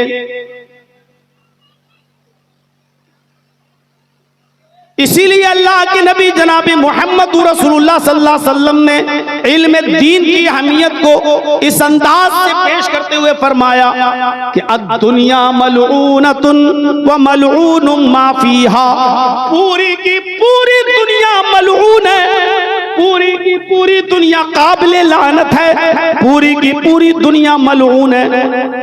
वो मलऊनतुम माफिया, और जो कुछ भी इस दुनिया में है सब कुछ मलऊन है, लानत है उस पर, जो कुछ भी दुनिया में है। इल्ला ज़िक्रुल्लाहि ताला व मा वाला, तिर्मिज़ी के अल्फाज, अल्लाह के नबी फरमाते हैं सिर्फ अल्लाह का जिक्र ऐसी चीज है जो काबिल लानत नहीं है, मलऊन नहीं है। वह आलिमन औ मुतअल्लिमन, और इस दुनिया में इल्म हासिल करने वाला आलिम और इल्म हासिल करने वाला मुतअल्लिम यानी सीखने वाला और इल्म दीन सिखाने वाला, इन दोनों को छोड़कर पूरी सारी चीज मलऊन है। यानी हर वो तालीम, हर वो चीज जो आपको अल्लाह से दूर कर दे वो मलऊन है दुनिया की। इससे आप अंदाजा लगा सकते हैं कि इल्म की कितनी अहमियत है, इल्म का कितना बड़ा मकाम है। एक हदीस में अल्लाह के नबी फरमाते हैं, इन्नल्लाह व मलाइकतहू व अहलस समावाति वल अर्ज़, अल्लाह भी, फरिश्ते भी और जितनी मखलूक दुनिया में रहती है, अहलस समावाति वल अर्ज़, आसमान वाले भी और जमीन वाले भी, ये सब हत्तन नमलता फी जोहरिहा, यहां तक के सुराखों में रहने वाली चींटियां भी, वो हत्तल हूत और समंदर में तैरने वाली मछलियां भी, युसल्लूना अला मुअल्लिमिन नासी खैरा, इल्म हासिल करने वाले, इल्म पढ़ने वाले और पढ़ाने वालों के लिए दुआएं करते रहते हैं। अल्लाह भी, फरिश्ते भी, जमीन और आसमान की सारी मखलूक भी, यहां तक के चींटियां भी अपनी सुराखों में और समंदर की मछलियां भी इल्म हासिल करने वालों के लिए सब दुआएं करते रहते हैं। इससे आप बहुत बखूबी अंदाजा लगा सकते हैं कि इल्म की अहमियत क्या है। आइए अब थोड़ा सा मैं रुख बदलता हूं आपका। नबी अकरम पर सबसे पहली जो आयतें नाजिल हुई उसका ताल्लुक भी इल्म से। गौर कीजिए, तौहीद के बगैर कोई इस्लाम नहीं ला सकता, मुसलमान नहीं हो सकता जब तक वो ला इलाहा इल्लल्लाह मुहम्मदुर रसूलुल्लाह न पढ़ ले, इस्लाम में दाखिल नहीं हो सकता। और इस्लाम में दाखिल होने के बाद पहली चीज इकामिस सला, नमाज कायम करो, फिर इताइज ज़कात, ज़कात दो, फिर सौमी रमजान, रमजान के रोजे रखो, फिर वल हज, हज करो, खाने काबा की ज़ियारत। ये चीजें इस्लाम की बुनियाद हैं और इस्लाम इन्हीं पर टिका हुआ है।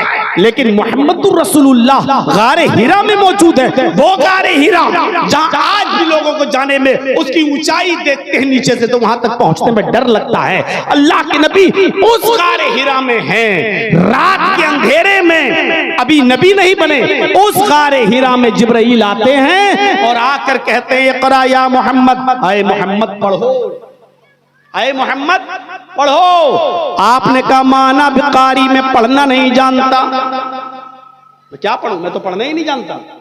जिब्राइल ने पकड़ा, खींचा और दबाया, जोर से छोड़ दिया और कहा इक़रा या मोहम्मद, आए मोहम्मद पढ़ो। बुखारी किताब बदिल वही पढ़िए। आपने कहा माना बिकारी में पढ़ना नहीं जानता, फिर छोड़ दिया, दबाया, फिर छोड़ दिया और फिर कहा तीसरी बार इक़रा या मोहम्मद, आए मोहम्मद पढ़ो। आपने कहा मैं पढ़ा हुआ नहीं हूं। फिर पकड़ा, फिर दबाया, इतनी जोर से दबाया कि अल्लाह के नबी फरमाते लक़द खशीतु अला नफ्सी, मुझे ऐसा लगा कि कहीं मेरी जान न चली जाए। फिर छोड़ दिया और छोड़ने के बाद कहा इक़रा बिस्मि रब्बिकल लज़ी खलक़, खलक़ल इंसान मिन अलक़, इक़रा व रब्बुकल अकरमुल लज़ी अल्लम बिल कलम, अल्लमल इंसान मा लम यअलम। पढ़ो उस रब के नाम से जिसने पैदा किया, जिसने इंसान को जमे हुए खून से पैदा किया। इक़रा व रब्बुकल अकरमुल लज़ी अल्लम बिल कलम, पढ़ो, पढ़ते जाओ, तुम्हारा रब बड़ा करम वाला है जिसने इंसान को कलम के जरिए इल्म सिखलाया, जिसने इंसान को कलम के जरिए इल्म सिखलाया। मेरे भाइयों गौर कीजिए कुरान की आयतों पर। इस्लाम जिन 5 चीजों पर टिका हुआ है, उन 5 चीजों में से कोई चीज सबसे पहले नाजिल नहीं हो रही है। सबसे पहले अगर कुरान की आयतें नाजिल हो रही हैं तो उन आयतों का ताल्लुक इल्म से। पूरी दुनिया शस्त्र है, बड़े बड़े, मैं गैर मुस्लिमों के स्टेज पर जा चुका हूं, मैं क्रिश्चियन लोगों के स्टेज पर भी गया हूं। बॉम्बे के अंदर सांता क्रूज में एक चर्च है ईसाइयों का। बॉम्बे में प्रोग्राम के मौके पर गया, उन लोगों को मालूम हुआ कि यहां जर्जी साहब आए हैं, तो उन लोगों ने अपने चर्च में भी मुझे दावत दी। और अफसोस मेरे भाइयों, गौर कीजिए आप कि मुझसे पहले जो क्रिश्चियन पादरी बोल रहा था, स्पीच दे रहा था, उसने भी यही बयान किया उस चर्च के अंदर कि इल्म सबसे ज्यादा इस्लाम पेश करता है। यहां तक कि कुरान की पहली आयतें इल्म से भरी हुई हैं, और ये वो नबी मोहम्मद पेश कर रहा है जो खुद पढ़ा लिखा नहीं है। ये बयान एक ईसाई पादरी के मुंह से मैंने उस चर्च के अंदर सुना है।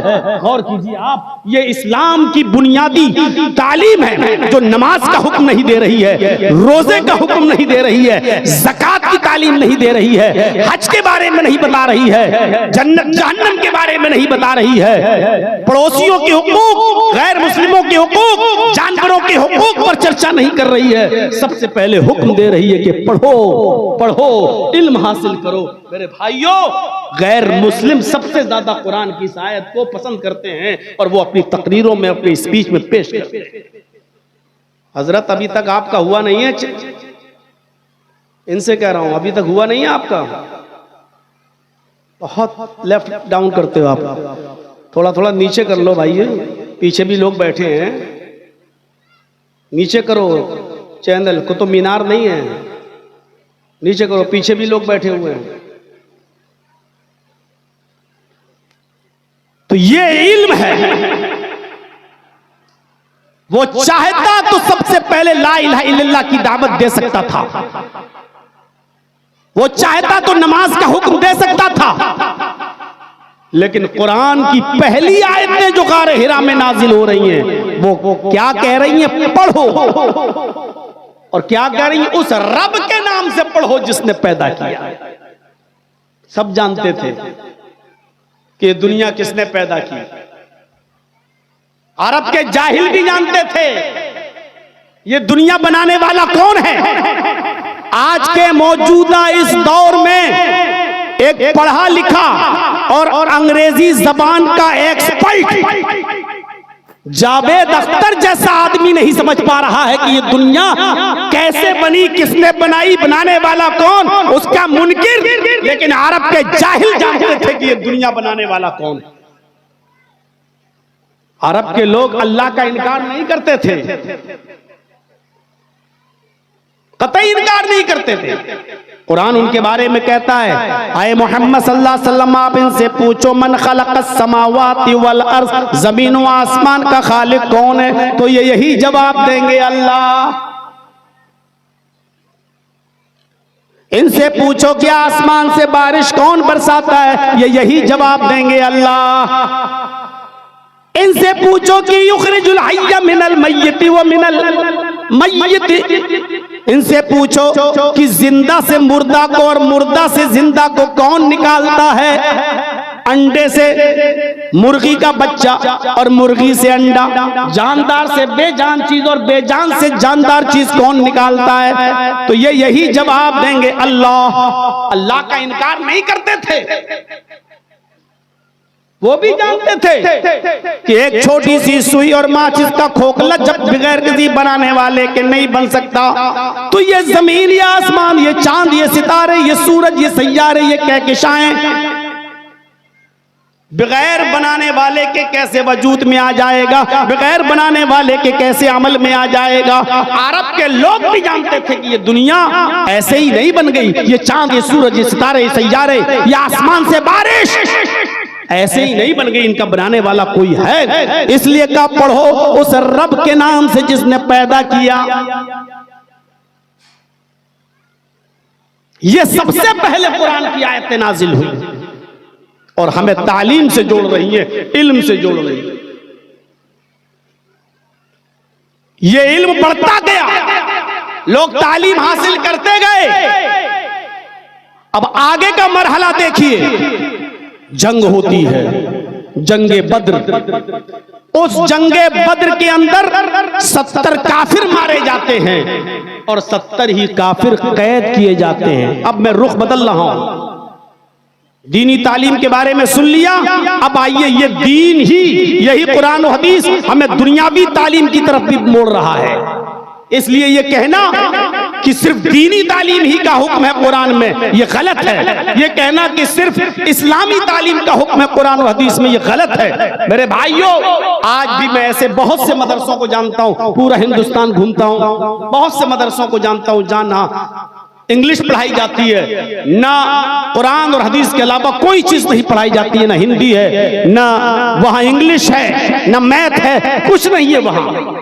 सिर्फ अरबी किताबें, उसका तर्जमा, यही पढ़ाया जाता है। पूछा गया आप सिलेबस चेंज क्यों नहीं करते, तो कहा नहीं, दुनियावी तालीम से हमें क्या मतलब, ये बच्चे पढ़ लिख कर फिर दुनिया की तरफ जाएंगे तो दीन की खिदमत नहीं करेंगे। मेरे भाइयों, उन मदरसों से जब बच्चे पढ़कर निकलते हैं और स्टेशन पर जब उनको रिजर्वेशन कराना होता है तो रिजर्वेशन फार्म नहीं भर पाते हैं वो बच्चे अपना फार्म दूसरों को दे देते।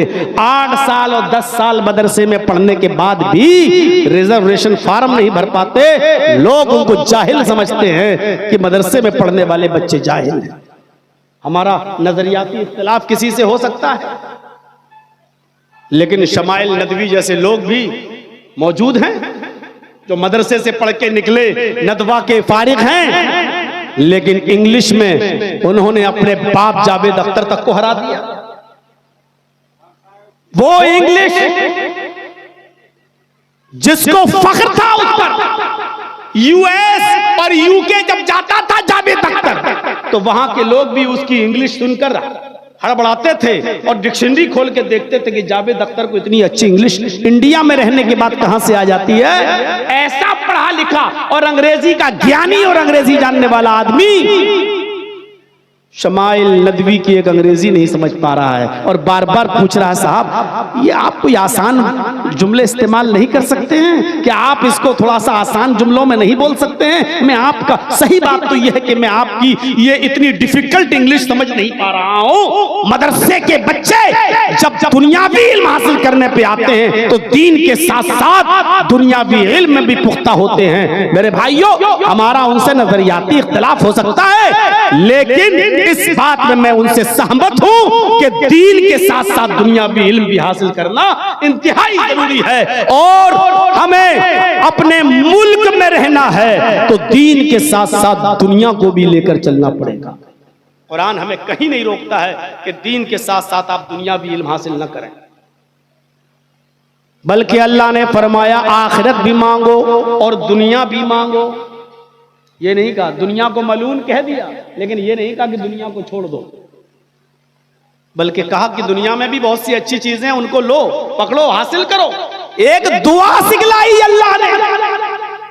जिन लोगों ने उम्रा किया होगा उनको मालूम होगा कि मुस्तलजिम से लेकर हजरे अस्वद जहां मौजूद है, इस कोने से लेकर इस कोने तक हजरे अस्वद तक आते वक्त जोर से हर आदमी को यही दुआ पढ़ना पड़ती है, चाहे वो उम्रा करने गया हो, चाहे वो हज करने गया हो, उसको ये दुआ पढ़ना पड़ती है, रब्बना आतिना फिद दुनिया हसनतन व फिल आखिरति हसनतन व क़िना अज़ाबन नार।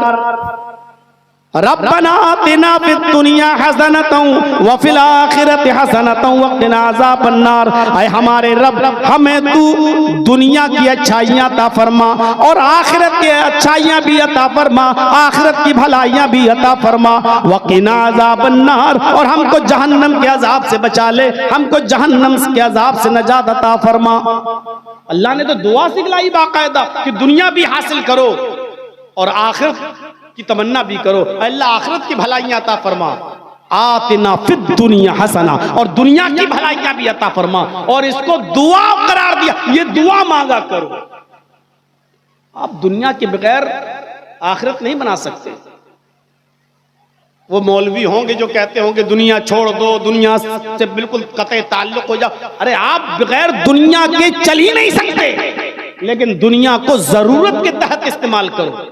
मैं इसकी एक मिसाल देता हूं, आपकी अकल में आएगी वो मिसाल।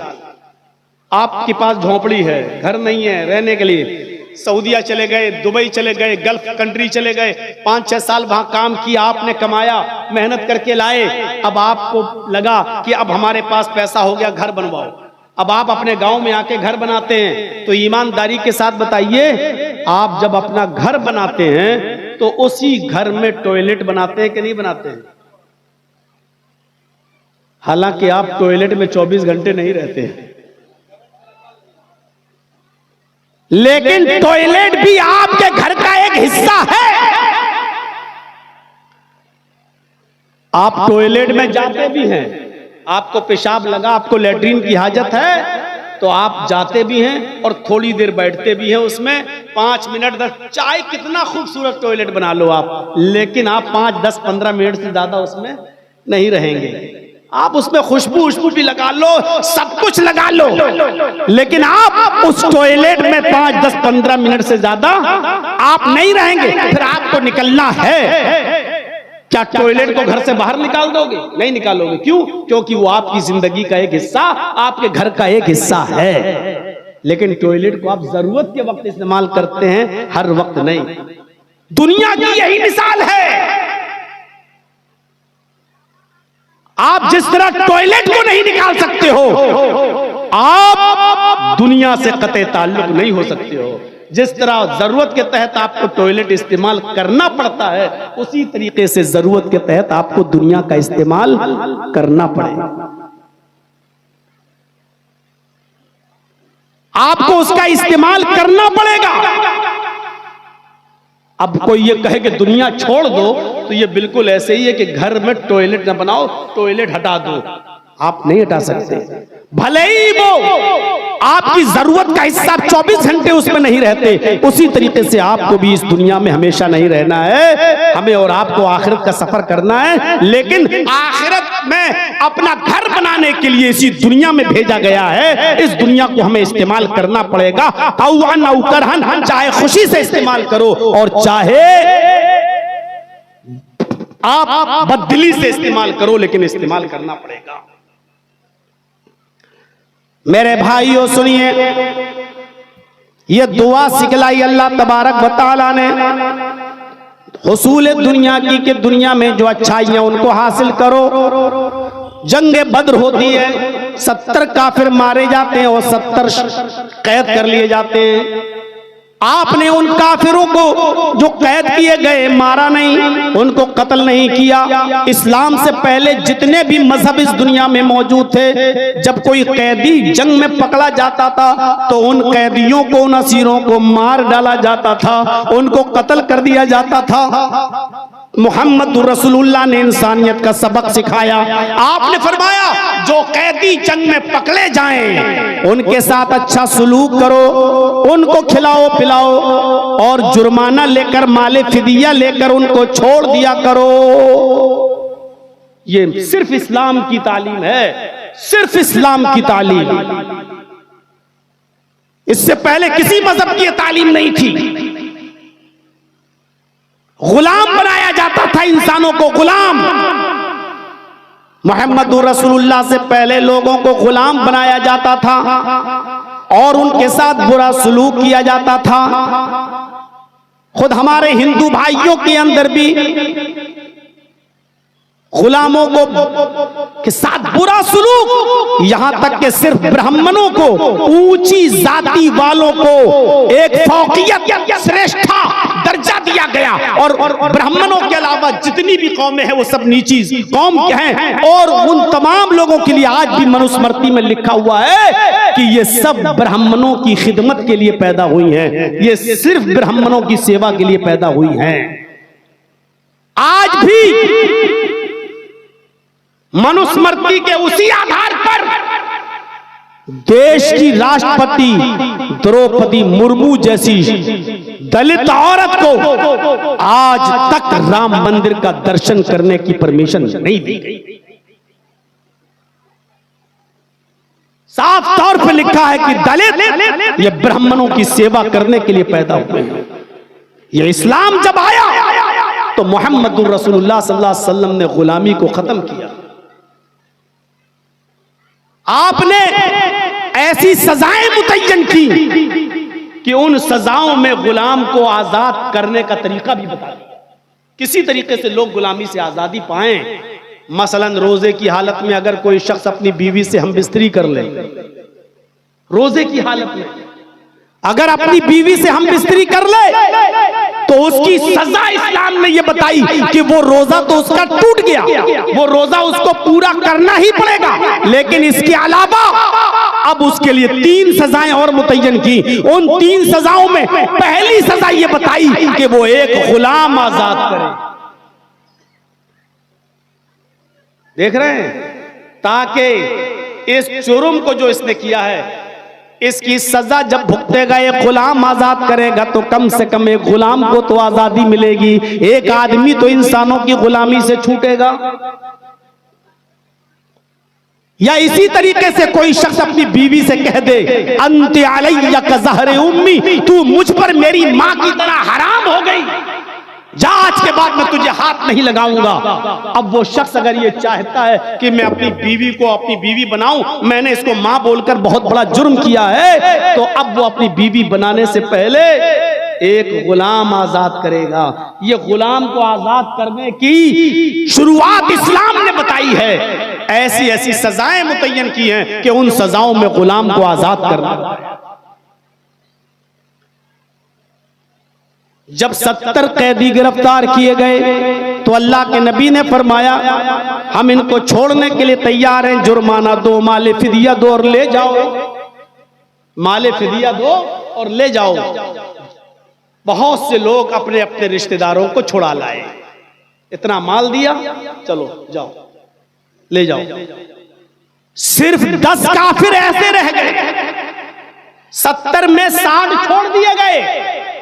सिर्फ 10 काफिर ऐसे रह गए जिनके रिश्तेदारों के पास माल नहीं था, जो अल्लाह के रसूल को माल देकर अपने कैदियों को छुड़ा लाएं। तो अल्लाह के नबी ने उन कैदियों से कहा कि तुम्हारे रिश्तेदारों के पास माल नहीं है और तुम भी जाना चाहते हो, कि हाँ जाना तो चाहते हैं लेकिन माल नहीं है। आपने फरमाया तुम्हें कौन सी जबान आती है अरबी के अलावा? उन्होंने जवाब दिया कि मुझे अरबी के अलावा अबरानी जबान आती है।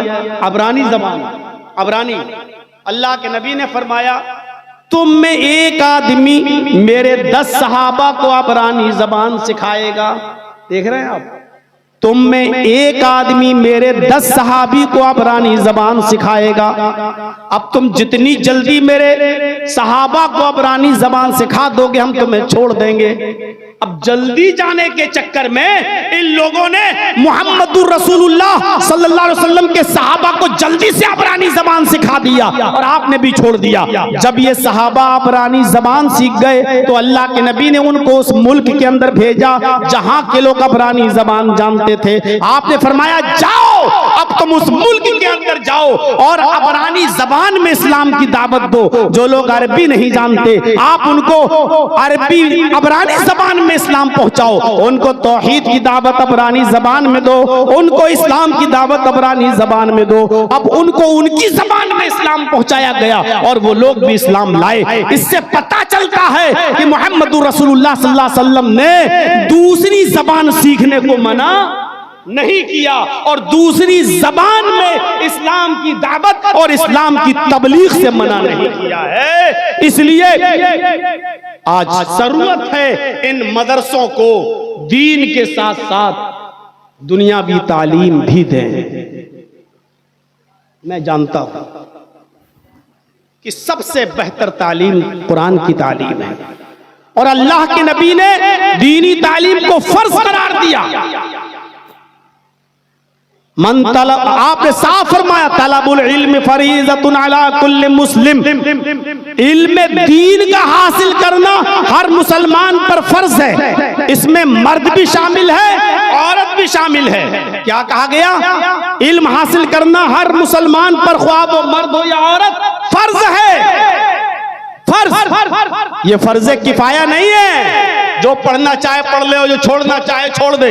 मौलाना किफायतुल्लाह सनाबली की बाकायदा तहकीक है इस मसले पर कि उन्होंने लिखा कि ये फर्ज ऐन है, जैसे नमाज फर्ज है, रोजा फर्ज है, हज फर्ज है, ज़कात फर्ज है, इसी तरीके से हर मुसलमान के लिए इल्म दीन हासिल करना, उसकी जरूरी तालीमात को हासिल करना, जरूरी दीन सीखना, जरूरत के मुताबिक, जरूरत के तहत, जरूरत बकद्र जरूरत इल्म दीन हासिल करना भी हर मुसलमान पर, चाहे वो मर्द हो या औरत, फर्ज। और आप जानते हैं कि इसमें कुरान सबसे आला किताब है। यही वो किताब है, पहले इल्म दीन हासिल करने से पहले आपको इस कुरान की हैसियत, इसकी हक्कानियत, इसकी आज़मत को समझना पड़ेगा। दुनिया के सारे मजहब उठा लो, हिंदू धर्म, ईसाई धर्म, यहूदी मजहब,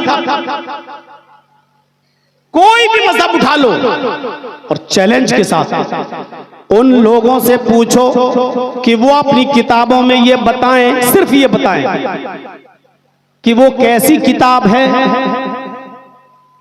बाइबिल से पूछो, आए बाइबिल, इंजील बता तू कैसी किताब है, इंजील नहीं बताएगी। जबूर से पूछो, आए जबूर तू कैसी किताब है, जबूर नहीं बताएगी। आप हिंदू धर्म की किताबों से पूछो, वेदों से पूछो, आए वेद बता तू कैसी किताब है, वेद नहीं बताएगा। आप सवाल करिए, पढ़ जाइए पूरी बाइबिल, पढ़ जाइए इंजील, पढ़ जाइए जबूर, सारी किताबें पढ़ जाइए और पढ़ जाइए वेद, और पूछो क्या है वेद बता कौन सी किताब, कोई किताब आपको जवाब नहीं देगी। आप कुरान से पूछो, आए कुरान बता तू कैसी किताब है, आए कुरान बता तू कैसी किताब है, कुरान जवाब देगा ज़ालिकल किताबु ला रैब फीह, ये कुरान, ये किताब बिला शक व शुबहा दुरुस्त है, इसमें शक करने की कोई गुंजाइश नहीं। ये कुरान आपको जवाब देगा। आप दूसरी किताबों से सवाल करो, आए किताबों तुम किन लोगों के लिए उतारी गई हो, किन लोगों के लिए भेजी गई हो, पूरी इंजील पढ़ जाओ जवाब नहीं मिलेगा, पूरा जबूर पढ़ जाओ जवाब नहीं मिलेगा, वेद पढ़ जाओ जवाब नहीं मिलेगा। आप कुरान से पूछो क्या है, कुरान बता तू कैसे, तू किन लोगों के लिए आया है, तुझे किन लोगों के लिए उतारा गया है, कुरान जवाब देगा हुदल लिल मुत्तकीन, ये कुरान अल्लाह से डरने वाले लोगों के लिए हिदायत है, मुत्तकीन के लिए हिदायत है, ये कुरान अल्लाह से डरने वाले लोगों के लिए हिदायत है। कुरान आपको हर सवाल का जवाब देगा। आप दूसरी किताबों से पूछो, आए किताबों बताओ तुम किस महीने में उतरी, अल्लाह की कसम इंजील नहीं बताएगी कि वो किस महीने में उतरी, जबूर जवाब नहीं देगी कि वो किस महीने में उतरी, हिंदू भाई अपने वेदों को पढ़ के नहीं बता पाएंगे कि वो किस महीने में उतरे हैं, किस महीने में नाजिल हुए, या वेद व्यास जी ने उनको किस महीने में लिखा है, नहीं बता पाएंगे। आप मुसलमानों से पूछो, कुरान से सवाल करो, आए कुरान बता तू किस महीने में नाजिल हुआ, किस महीने में उतारा गया, तो कुरान आपको इस बात का जवाब देता हुआ नजर आएगा। शहरु रमज़ान अल्लज़ी उन्ज़िला फ़ीहिल कुरआन, रमजान का महीना वो बाबरकत महीना है जिस महीने के अंदर कुरान नाजिल किया गया है। कुरान आपको इस बात का जवाब देता हुआ नजर आएगा।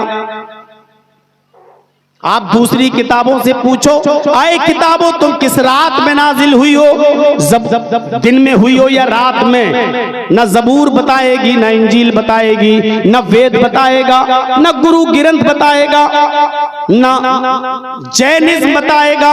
दुनिया की सारी किताबें खामोश, किसी के पास जवाब नहीं। कुरान से पूछो, आए कुरान तू दिन में नाजिल हुआ या रात में नाजिल हुआ, कुरान जवाब देगा लैलतुल क़द्र खैरुम मिन अल्फी शहर, हमने इस कुरान करीम को रमजान में आने वाली लैलतुल क़द्र के अंदर नाजिल किया है, और लैलतुल क़द्र का जागना 1000 महीनों की इबादत से ज्यादा बेहतर है। ये जवाब मिलेगा कुरान से। तौरात से पूछो है तौरात तुझे लाने वाला नबी कौन? तौरात खामोश। पूरी तौरात में नहीं लिखा होगा कि मैं मूसा पे उतरा या मूसा लेकर आए। इंजील से पूछो कि तुझे लाने वाला नबी कौन? पूरी इंजील खामोश। ईसा का जिक्र तो है, जीसस का जिक्र तो है, लेकिन ये इंजील जीसस पे, ईसा पे उतरी, पूरी इंजील खामोश। वेदों से पूछो तुम्हें लाने वाला अवतार कौन, ऋषि कौन, पैगंबर कौन? वेद भी खामोश, वेदों में जवाब नहीं मिलेगा। आप कुरान से सवाल करो, आए कुरान तुझे कौन लेके आया है, तू किसके ऊपर नाजिल किया गया है? कुरान जवाब देगा नुज़्ज़िला अला मुहम्मद। ये इल्म खुदाबंदी को लेकर मोहम्मद रसूलुल्लाह नाजिल हुए हैं। ये कुरान मोहम्मद पर उतारा गया है। रसूलुल्लाह मोहम्मद रसूलुल्लाह के क़ल्ब अतहर पर नाजिल किया गया है। ये कुरान जवाब देता हुआ नजर आएगा। दूसरी किताबों से पूछो, आए किताबों क्या तुम्हारे अंदर चेंजिंग हुई है या हो सकती है नहीं? सारी किताबें खामोश।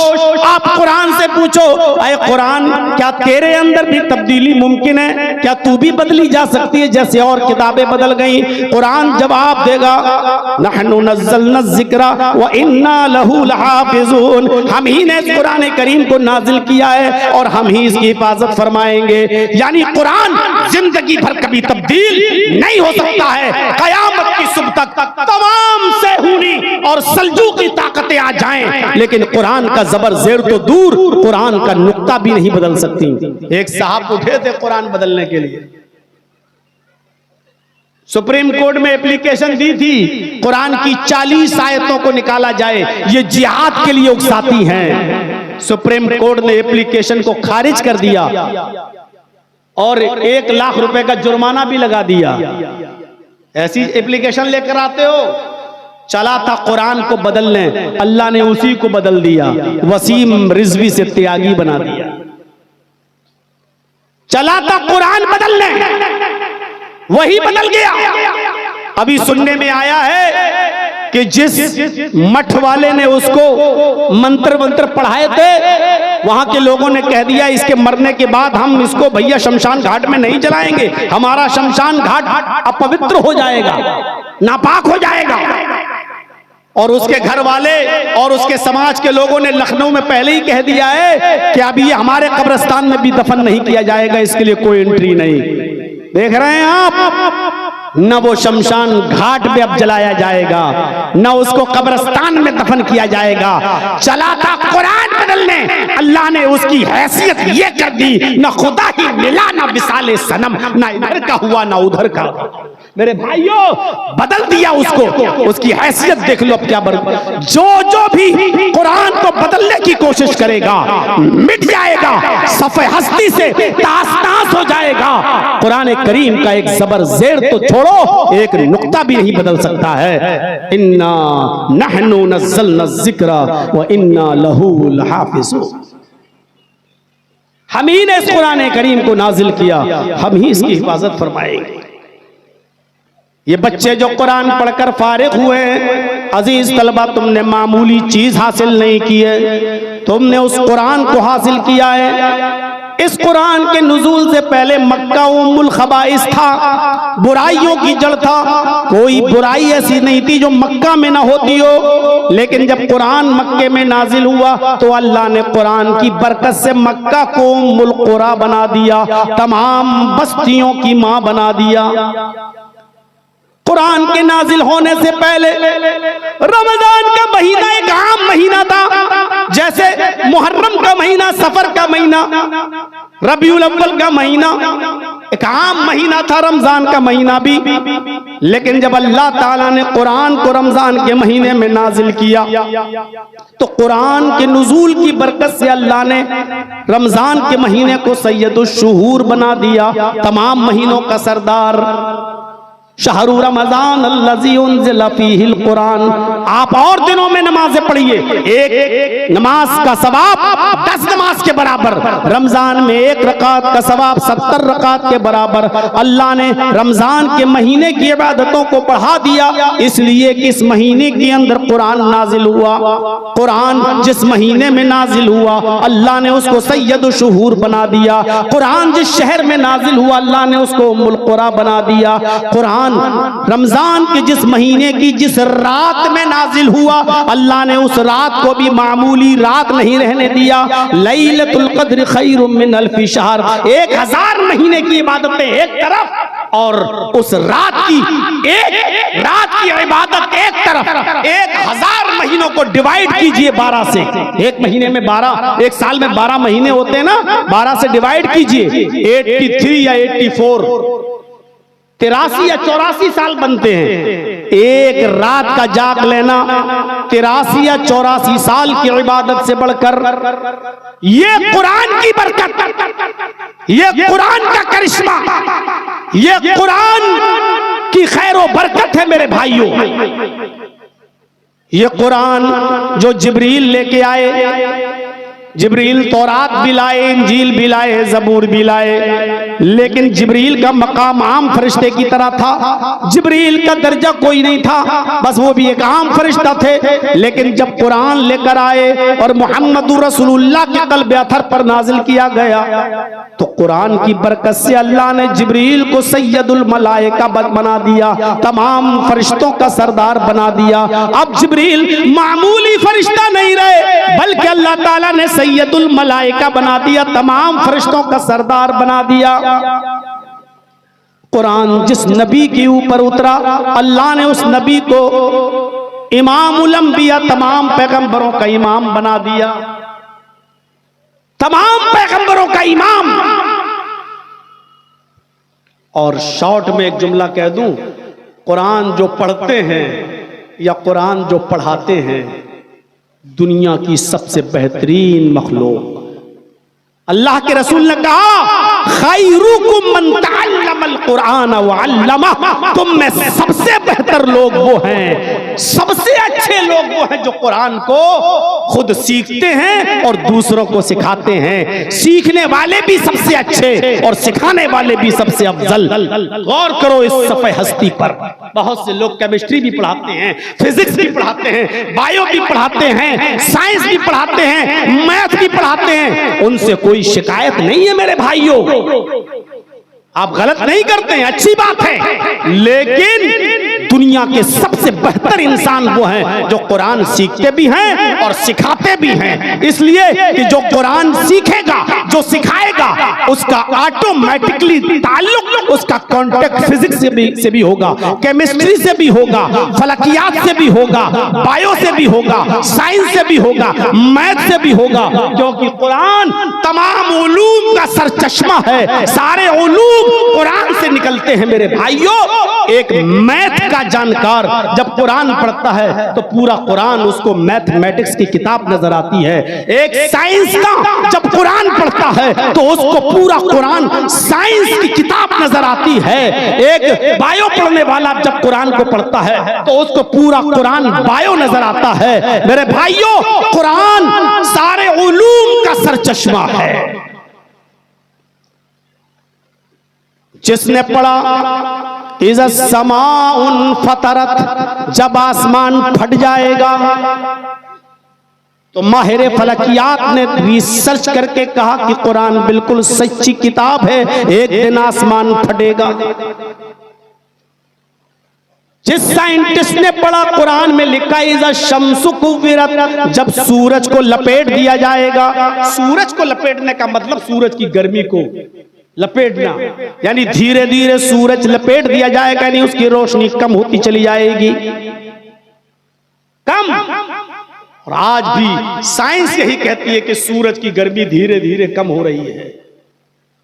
और जितनी गर्मी सूरज की कम होती है, जमीन अपने ऊपर इंसानों को जिंदा रखने के लिए, अनाज और गल्ले को जिंदा रखने के लिए सूरज की मकनातीसी कशिश इस जमीन को उतना अपने ऊपर खींच लेती है। 1 घंटा 40 मिनट की ये तकरीर काफी है।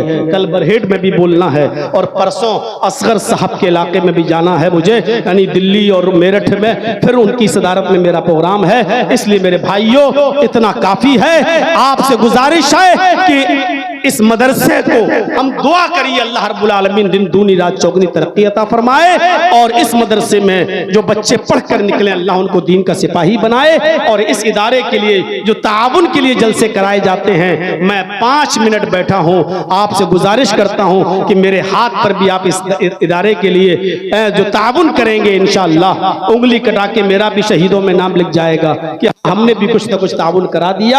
आप कितनी मोहब्बत करते हैं मुझसे, आज ये साबित कर दीजिए। और मेरे हाथ पर भी अगर आप कुछ देना चाहें तो दें। अल्लाह रब्बुल आलमीन से दुआ है कि बारे इलाह हमें इल्म से लैस होने की तौफीक अता फरमा और इल्म को हमारे लिए रहमत बना दे। बारे इलाह जब तक तू हमें जिंदा रख, इस्लाम पे जिंदा रखना, खात्मा जब मेरा हो तो ईमान हमारा हो तो ईमान पर फरमाना। वमा अलैना इल्लल बलागुल मुबीन व आखिरु दावाना अनिल हम्दुलिल्लाहि रब्बिल आलमीन। सलामु अलैकुम व रहमतुल्लाह।